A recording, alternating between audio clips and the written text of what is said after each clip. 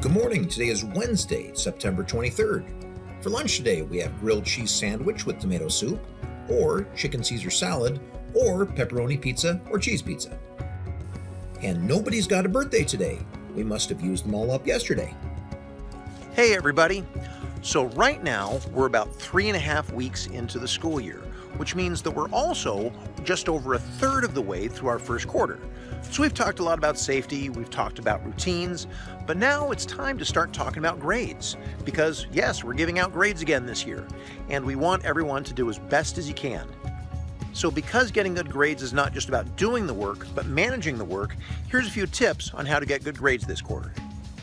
Now, everybody has classes that they're good at, and everyone has classes that they struggle at. The fact of the matter is, learning is hard work, and it's supposed to take work to be able to learn things. But even though a class may be hard for you, that does not mean that you have to fail that class. So one of the things I like to do at the end of quarters and semesters is to take a look at the failing grades that people received to try and understand what things led to those failing grades. The thing is, there's a very clear pattern here. Over 90% of students with failing grades would have had passing grades if they had turned in all of their assignments. What that means is, even though you may struggle at math or English or Phi-Ed or anything like that, it's up to you if you want to pass that class or not. You may struggle with a topic, but that doesn't mean that you have to fail the class. If you put the work in to turn all your assignments in, even if you don't understand all of them, in more than 9 cases out of 10, you are going to pass that class. So today, I'd like to talk to you about 4 specific skills you need to develop in order to get all of your assignments in. So the first skill that you need to get good at is that you need to get ready to work. So the first thing you have to get good at is when your teacher gives you homework, you have to make a list or write that down so you know what you need to do later. Maybe you put that in your planner. Maybe you take a photo of the assignment that's on the board. When it's time to do that work later, you need to know what you need to do. The other part of getting ready to work is you need to have the right materials to do the work. Do you have the right textbook? Do you have the right sheets to work on? Do you have enough pencils and paper to go ahead and do the job? It may seem like a little thing, but a lot of people get tripped up right there. So after you get ready to work, the next skill you're going to need is to be able to just sit down and do the work. Basically, when it's time to work, it's time to work. This might be a time to pull your panic monster out and then just go ahead and get after it. There's a time for play and there's a time for work, and when you need to sit down and work, sit down and work. Many people who are good at this say that having a routine helps. Is there a specific place you do your homework? Is there a specific time you do your homework? If you set that up ahead of time, you're going to have an easier time doing the work. Now, the third skill you need to develop may seem basic, but it's harder than it looks.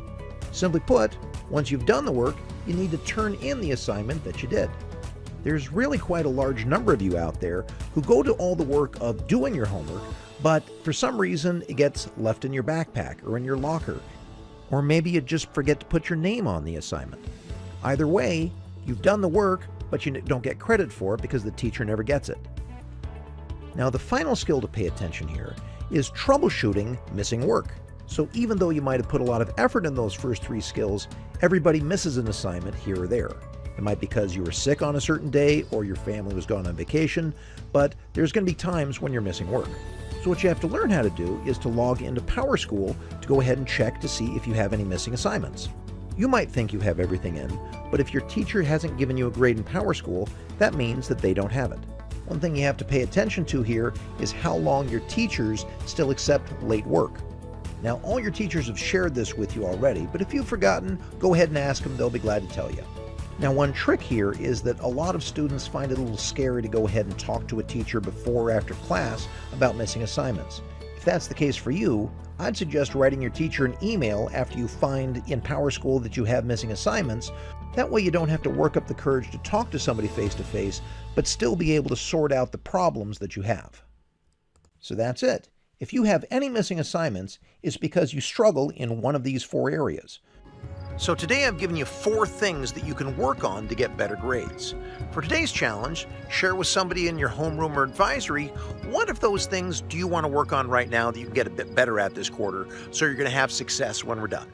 All right, you take care.